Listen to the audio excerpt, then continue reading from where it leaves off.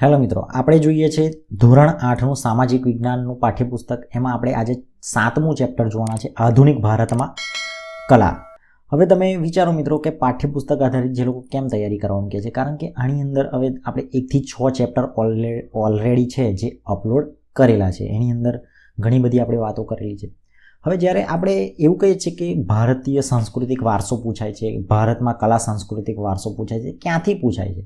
તો પાઠ્યપુસ્તકની અંદર આવી રીતે એક ચેપ્ટરમાં આ વસ્તુ હોય અને હોય જ. તો આ ચેપ્ટરની અંદર આપેલું છે કે આધુનિક ભારતમાં કલા, એટલે આ વસ્તુ સંસ્કૃતિને રિલેટેડ પણ થઈ ગયું. તો આની અંદરથી પ્રશ્નો અવારનવાર પૂછાતા હોય છે. તો આજે આપણે જોવાનું છે આ ચેપ્ટર. એની અંદર જોઈશું કે શું એક્ઝામમાં પૂછાઈ શકે તેવું છે અને શું પૂછાયેલું છે. તો જે લોકો ડીપલી તૈયારી કરતા હોય, અને જો એક વસ્તુ છે મિત્રો કે જે લોકો પાઠ્યપુસ્તક આધારિત તૈયારી કરે છે એને એનું મહત્ત્વ ખબર જ છે કે શું મહત્ત્વ છે, બરાબર? એટલે એ તો કંઈ ખાલી વાત કરવાની જરૂર મને લાગતી નથી. તો આપણે જોઈશું આધુનિક ભારતમાં કલા. પ્રાચીન કાળથી ભારતીય કલા અને સંસ્કૃતિ વિશ્વભરમાં આગવું સ્થાન ધરાવે છે. કલા એ માનવીના અભિવ્યક્તિનું માધ્યમ છે. તેના દ્વારા માનવચિત્ત અને સમાજનું દર્શન થાય છે.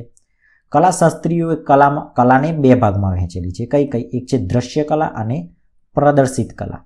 તો દ્રશ્ય કલાની વાત કરીએ તો દ્રશ્ય કરી શકાય એવું, એટલે કે ચિત્ર હોય, શિલ્પ હોય, હસ્તકલા હોય, એનો સમાવેશ થાય છે. જ્યારે પ્રદર્શિત કલા એટલે તમારે પ્રદર્શન કરવું પડે. શેનું? તો કે સંગીત હોય, નૃત્ય હોય, વાદ્ય હોય, નાટ્ય કલા હોય, એનો સમાવેશ થાય છે. કલા સંસ્કૃતિને ઉજાગર કરતું માધ્યમ છે. કલા સંસ્કૃતિને શું કરે છે? ઉજાગર કરે છે. ભારતીય કલા વૈશ્વિકતા, વિવિધતા, એકતા, ધર્મનિરપેક્ષતા તત્વો સાથે સુયોજિત છે. આધુનિક કાળમાં લલિત કલા એક પ્રકાર ચિત્રકળા વિશે આપણે વિસ્તારપૂર્વક જોઈશું. એટલે આપણે ચિત્રકલાનું ડિટેલમાં જોવાનું છે કે શું છે શું નહીં.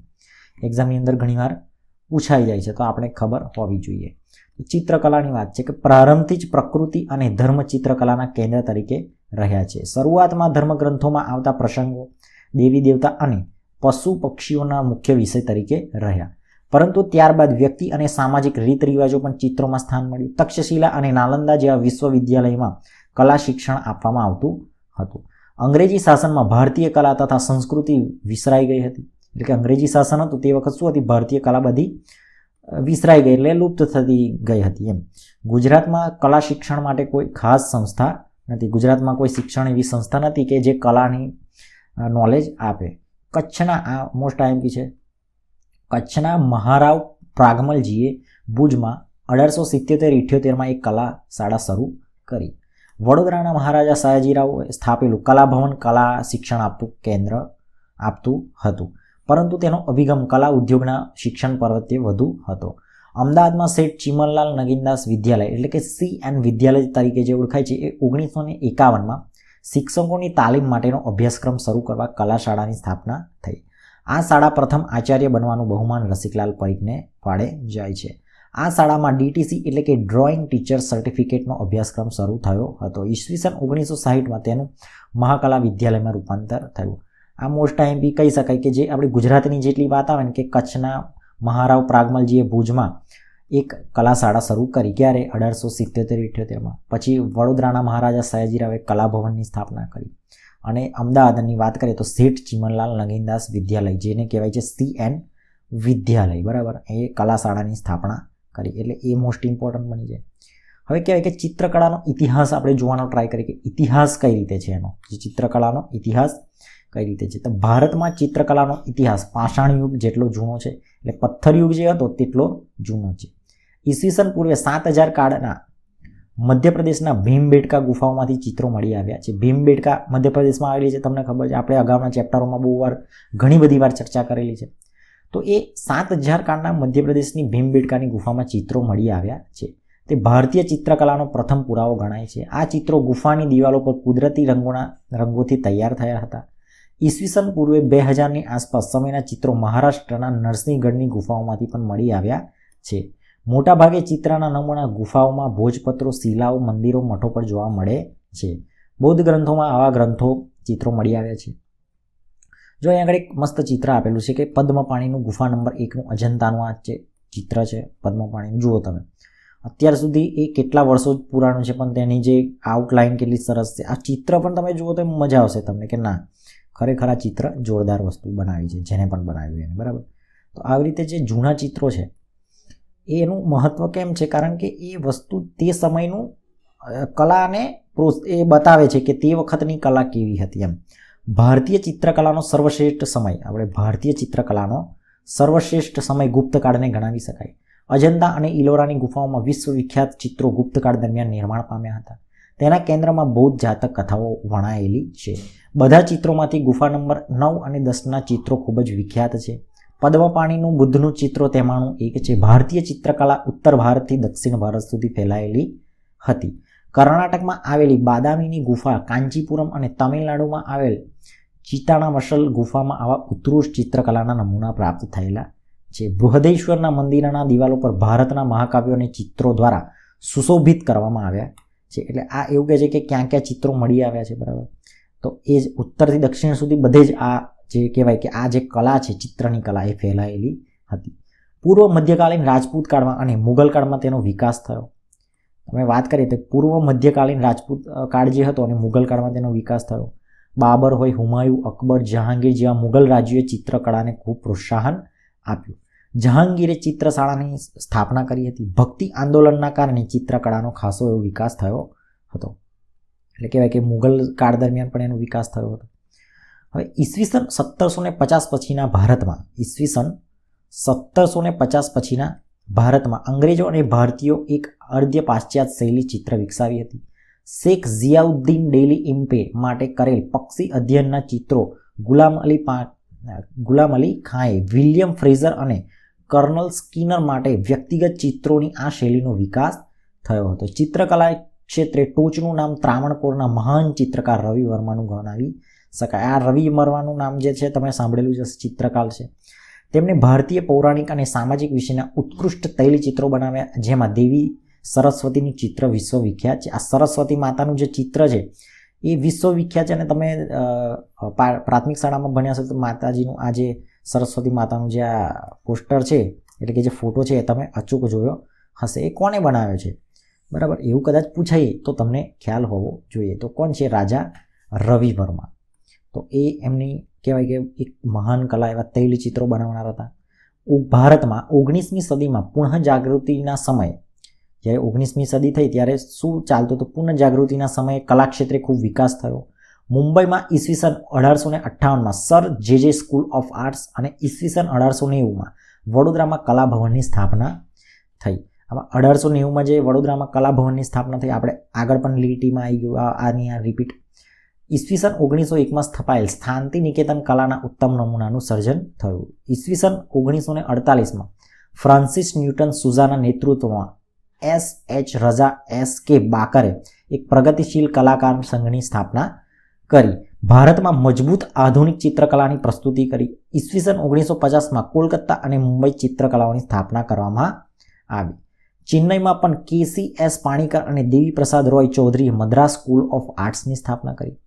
કલાના વિકાસ અને સ્વતંત્ર ભારતના national gallery of modern art અગત્યનું સ્થાન ધરાવે છે, જેમાં આધુનિક ભારતીય ચિત્રનો વિશાળ સંગ્રહ છે. આમાં કોણે કઈ કઈ સ્થાપના કરી એ ખાસ યાદ રાખવાનું, બરાબર? આવું અનેક એક્ઝામમાં પૂછાઈ જાય કે આની સ્થાપના કોણે કરી. ધારો કે ભાઈ આપણે જે વડોદરામાં કલાભવનની સ્થાપના ક્યારે થઈ? તો 1890માં, એવી રીતે, બરાબર. હવે પદ્ધતિ, તો કે ભારતીય ચિત્ર શૈલીમાં મુખ્યત્વે ગુફા ચિત્રો, જેમાં આદિમાનવોએ દોરેલા ચિત્રોને ઈસવીસન 9મી સદી સુધીના અજંતા ઇલોરા જેવી ગુફાના ચિત્રોનો સમાવેશ થાય છે. બીજી શૈલીમાં શિલ ચિત્ર, એટલે કે રોક પેઇન્ટિંગ, એટલે પથ્થર ઉપર શિલા ચિત્રનો સમાવેશ થાય છે, જેમાં શિલાઓ પર ચિત્રોની પરંપરાઓ જોવા મળે છે.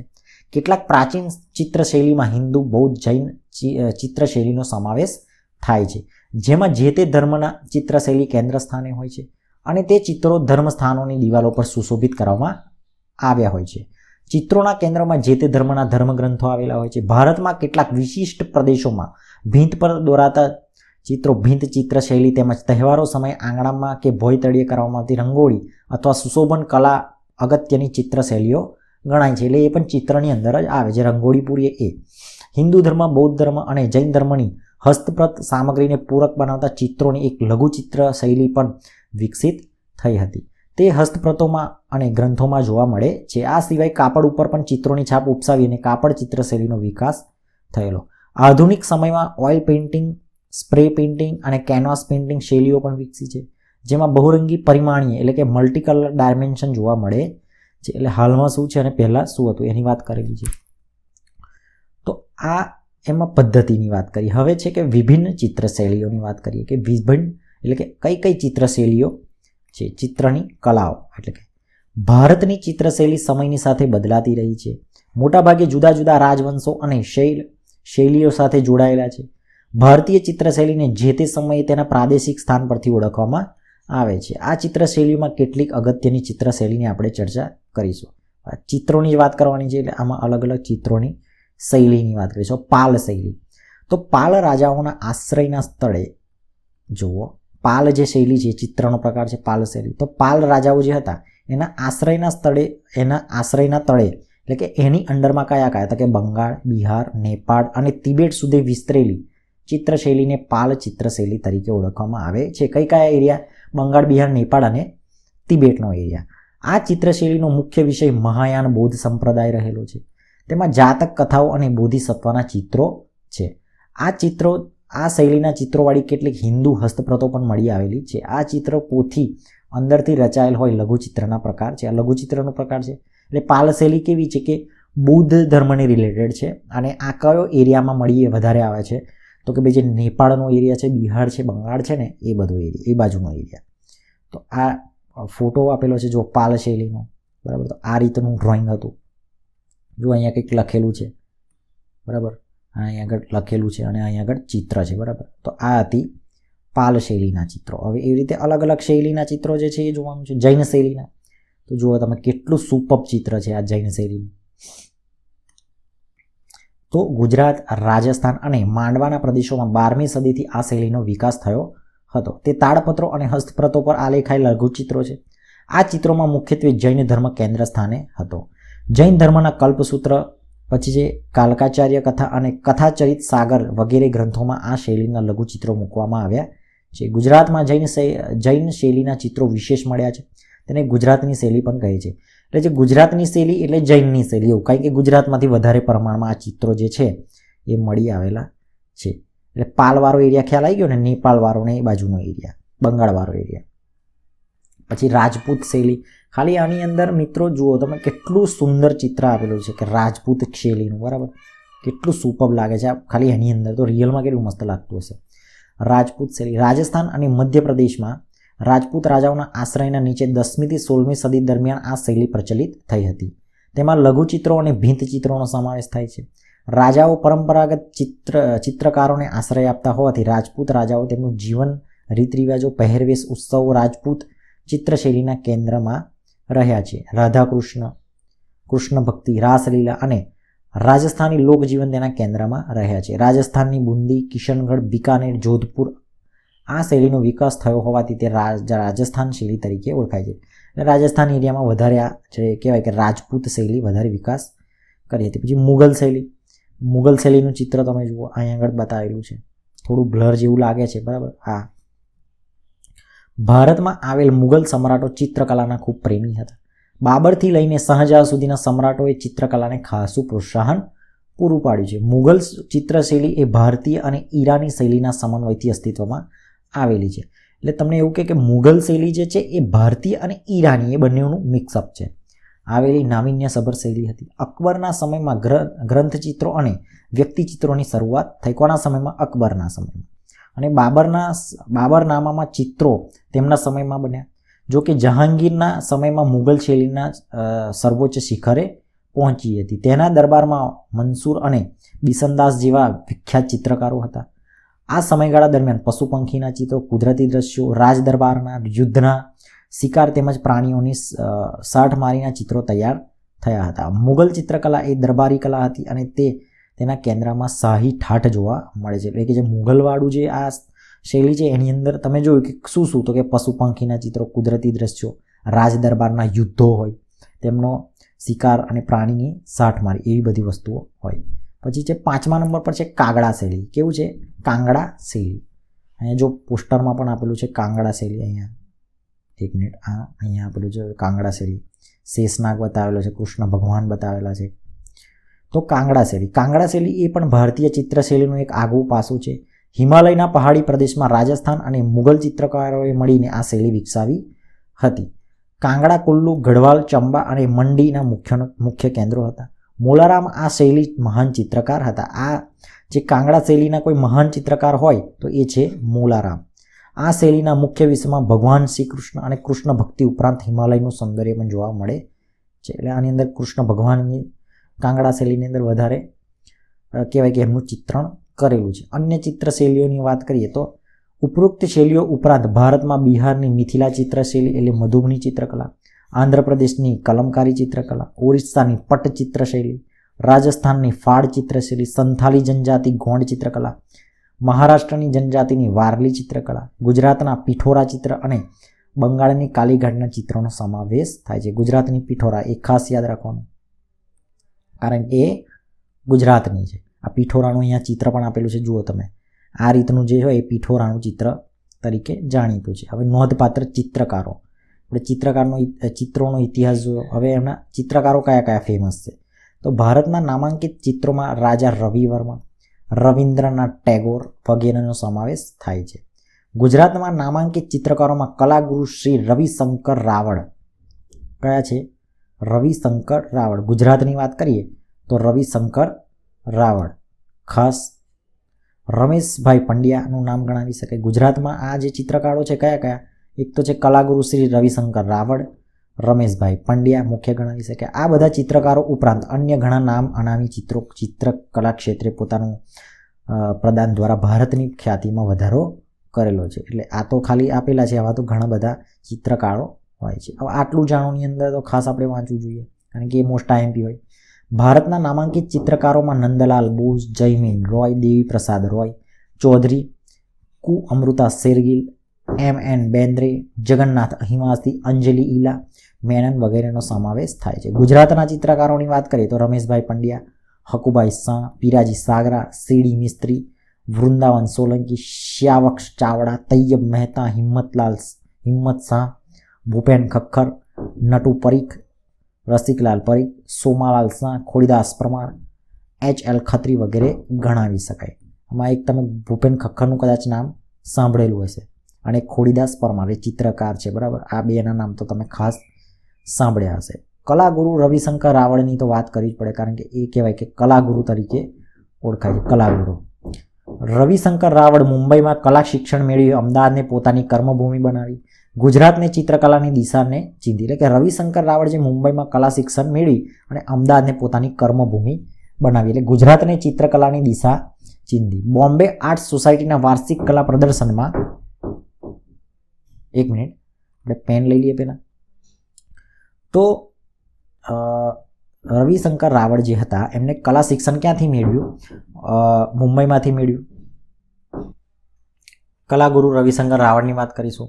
તો કલાગુરુ આપણે રવિશંકર રાવળ, તમે નામ તો સાંભળેલું જ હશે, તો આપણે એમની વાત કરીએ કે એમનું શું યોગદાન હતું ચિત્રકલા ક્ષેત્રે. તો રવિશંકર રાવળ મુંબઈમાં કલા શિક્ષણ મેળવી અને અમદાવાદને પોતાની કર્મભૂમિ બનાવી, ગુજરાતને ચિત્રકલાની દિશા ચીંધી.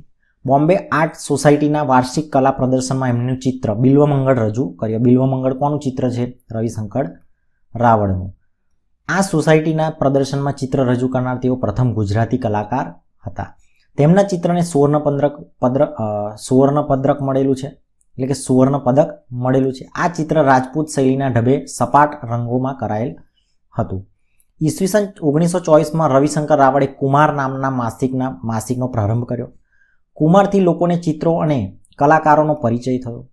ગુજરાતમાં કલા સંસ્કાર રેડ્યા અને કલા પ્રત્યે રસવૃત્તિ અને જાગૃતિ કેળવી પોતાને ત્યાં ગુજરાતી કલા સંઘની સ્થાપના કરી અને યુવા પેઢીને નિઃશુલ્ક ચિત્રની તાલીમ આપી.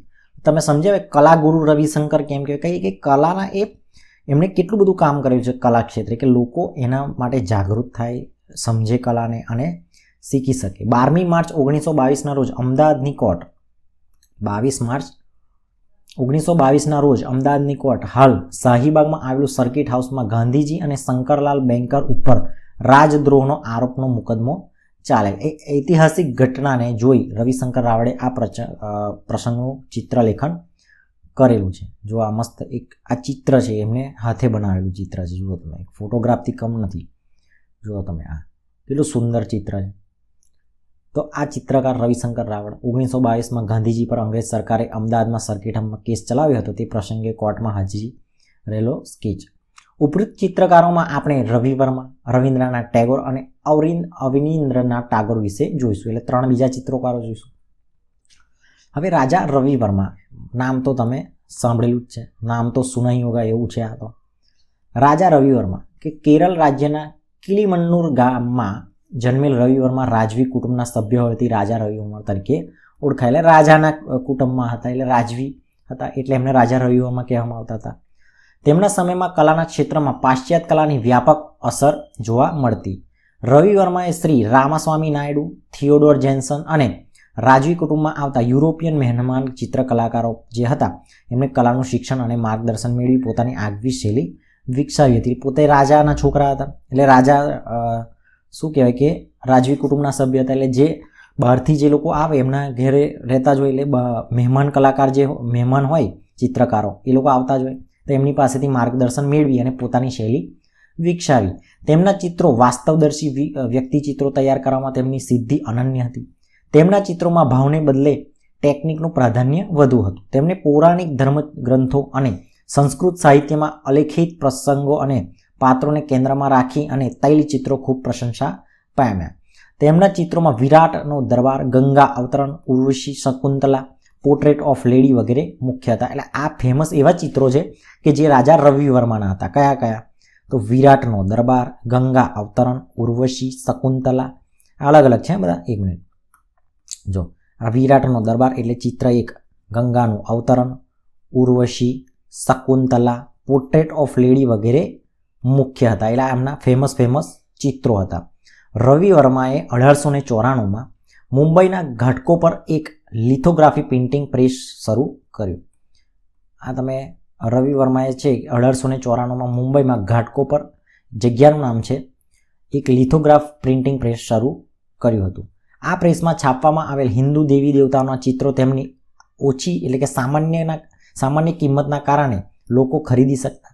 વડોદરાના મહારાજા સયાજીરાવ ગાયકવાડ અને ભાવનગરના રાજવી રવિ વર્માને નિમંત્રણ આપીને રાજકુટુંબ અને કેટલાક પૌરાણિક ચિત્રો તૈયાર કરાવ્યા હતા. તેમના ચિત્રો ત્રિવેન્દ્રમ સંગ્રહાલય અને વડોદરાની ફતેરાવ આર્ટ ગેલેરી અને ભાવનગરના દરબારમાં સચવાયેલા છે. અત્યારે પણ એ સચવાયેલા છે. જો વડોદરાની તમે મ્યુઝિયમમાં જાઓ તે તમને જોવા મળી જાય. બ્રિટિશ સરકારે કેસરે હિન્દનો ખિતાબ આપીને સન્માન્યા હતા. તેઓ કલાના રાજા અને દેવની અમૂલ્ય ધરોહર હતા. એટલે એમને કેસરે હિન્દ પણ એમને મળેલું હતું. કોને મળ્યું હતું? રવિ વર્માને. બરાબર. પછી છે આપણે ટેગોરની વાત કરીશું, જે કે રવિન્દ્રનાથ ટાગોર. રવિન્દ્રનાથ ટાગોરનો તમે ફોટો તો જોયેલો જ હશે. બરાબર, દરેક સ્કૂલમાં લાગેલો જ હોય. તો રવિન્દ્રનાથ ટાગોર જે ગીતાંજલિ મહાકાવ્ય માટે નોબેલ પારિતોષિકથી સન્માનિત કવિવર રવિન્દ્રનાથ ટાગોર પ્રતિભાવ ચિત્રકાર પણ હતા. શાંતિ નિકેતન રવિન્દ્રનાથ ટાગોર એટલે કયા? આપણા જનગણમનવાળા. એ પોતે પાછા આ પણ હતા. શું હતા? ચિત્રકાર પણ હતા. શાંતિ નિકેતન એમને શાંતિ નિકેતનની સ્થાપના કરેલી, એ પણ આપણે અગાઉ જોઈ ગયેલા. તો શાંતિ નિકેતન તેમને સાહિત્ય, સંગીત અને નૃત્ય ચિત્ર વગેરે કલાઓનું સંગમ તીર્થ બનાવ્યું. એટલે કે જે એમને શાંતિ નિકેતનની સ્થાપના કરી એમાં એમને સાહિત્ય, સંગીત, નૃત્ય અને ચિત્ર એ બધી કલાઓનું શું કર્યું? સંગમ બનાવ્યું ત્યાં આગળ. તેમને ભારતીય અને પાશ્ચાત્ય કલા જેવી પરંપરાગત કલાની અસરમાંથી મુક્ત રહી પોતાની આગવી ચિત્રશૈલી વિકસાવી, જેને કારણે જ તેમને આધુનિક ભારતીય ચિત્રકલાના ભીષ્મ પિતામહ તરીકે ઓળખવામાં આવે છે. એટલે તમને પૂછાય કે આધુનિક ભારતીય ચિત્રકલાના ભીષ્મ પિતા તરીકે કોણ ઓળખાય છે? રવિન્દ્રનાથ ટાગોર. જો મિત્રો ઓપ્શનની અંદર એક્ઝામ્પલ તરીકે ધારો કે રવિન્દ્રનાથ ટાગોર હોય તો પહેલાં તમે એમને જ કાઢી નાખો. કેમ? કારણ કે આ તો યાર જનગણમનવાળા છે, આ થોડા ચિત્રકાર છે, તમને ખબર જ ના હોય કે આ ચિત્રકાર છે કે નહીં. તો જ્યારે આવું તમને ના વાંચેલું હોય ત્યારે તમને 1 માર્ક્સ જતો રહે. બરાબર, અને ઉપરથી તમારું માઇનસ પણ થઈ જાય. તો તેમને 2000 કરતાં પણ વધારે ચિત્રોનું સર્જન કરેલું છે. તેમના ચિત્રોમાં રેખાઓમાં ગતિ, રંગોમાં તાજગી અને નિરૂપણમાં ભાવાત્મક જોવા મળે છે. રવિન્દ્રનાથ ટાગોર ચિત્રો શાંતિનિકેતનમાં, રવિન્દ્ર ભવનમાં અને Delhi national gallery of modern આર્ટ્સમાં સંગ્રહિત છે. ક્યાં ક્યાં છે? તો કે ભાઈ એમના ચિત્રો શાંતિનિકેતનમાં છે, રવિન્દ્ર ભવનમાં છે અને દિલ્હીમાં નેશનલ ગેલેરી ઓફ આર્ટમાં પણ છે. કવિવરે ચિત્રકલાની પદ્ધતિસર તાલીમ લીધી ન હોવા છતાં તેમની તીવ્ર સંવેદના અને અંતઃપ્રેરણાને તેમની સર્જનાત્મક અભિવ્યક્તિને પ્રેરક બળ પૂરું પાડેલું છે.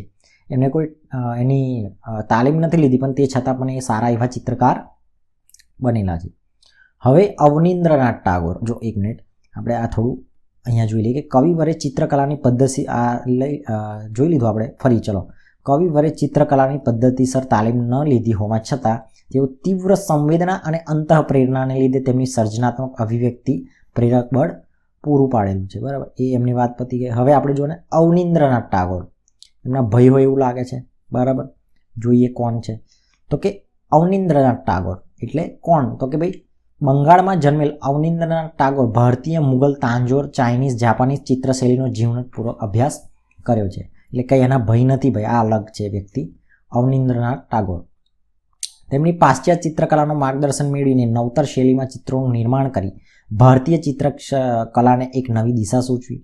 તેમની શૈલીમાં ભારતીય વાતાવરણ અને ભાવુકતા જોવા મળી. જાપાની સ્વોસ પદ્ધતિમાં દોરેલા ચિત્રોમાં વાતાવરણીય ગહનતા અને પાત્રોની ભાવહીનતા ધબકતી જોવા મળે છે. એટલે ભાવવાહિતા ધબકતી જોવા મળે છે. તેમની ચિત્રકલાના પ્રસાર માટે બંગાળ સ્કૂલ ઓફ આર્ટ્સની સ્થાપના કરી. એ સમયમાં અસ્તિત્વમાં આવેલ ચિત્રશૈલી બંગાળ સ્કૂલ ઓફ આર્ટ્સ શૈલી તરીકે નામના પામી. એમનું ચિત્રમાં અહીં આગળ બતાવેલું છે કે ભારત માતાનું જે અવનીન્દ્રનાથ ટાગોરે જે રચેલું છે એ અહીં આગળ મસ્ત ચિત્ર છે. જુઓ તમે કેવું, એ ખરેખર પણ ચિત્ર એક કલા છે. બરાબર, અને કલા છે તો બધાને માને જ છે, પણ આવું જ્યારે તમે પર્ટિક્યુલર દોરવા બેસો ત્યારે તમને ખ્યાલ આવે કે આ કેટલી હાર્ડ વસ્તુ છે. તમે જોઈને પણ ના દોરી શકો. બરાબર, આ લોકો તો એમની સર્જનાત્મક બુદ્ધિશક્તિથી દોરતા હતા. તો આપણે જોયા અવનીન્દ્રનાથ ટાગોર જોયા, રવિન્દ્રનાથ ટાગોર જોયા, પછી રાજા રવિ વર્મા જોયા. બરાબર છે. પછી આ રીતે ચિત્રકલાની વાત કરી, એના અલગ અલગ શૈલીના ચિત્રો, કાંગડા શૈલી હોય, પછી છે મુઘલ શૈલીના ચિત્રો હોય. બરાબર, આપણે જોયા રાજપૂત શૈલી હોય, જૈન શૈલી, જૈન એટલે ગુજરાત શૈલી હોય, પાલ શૈલીના ચિત્રો એટલે કે નેપાળને, બંગાળને એ બધો એરિયા, એ બાજુની ચિત્રશૈલી જોઈ. તો આ આપણે ભારતીય કલા સંસ્કૃતિને વારસો જે કહીએ છીએ કે આ એક્ઝામમાં તો ભારતીય કલા સંસ્કૃતિને વારસો પૂછાય છે, પણ કલા વારસો શું? આ જ બધું ચિત્રકલા હોય, નાટ્યકલા હોય. બરાબર છે, આ બધો આપણો ભારતીય વારસો કહેવાય. તો મળીશું આગળના ચેપ્ટરમાં નવા ટોપિક સાથે. અને આવી જ રીતે જો પાઠ્યપુસ્તક આધારિત તૈયારી કરવા માંગતા હોય તો તમે ચેનલને સબસ્ક્રાઈબ કરી શકો છો. મળીશું નેક્સ્ટ વિડીયોમાં.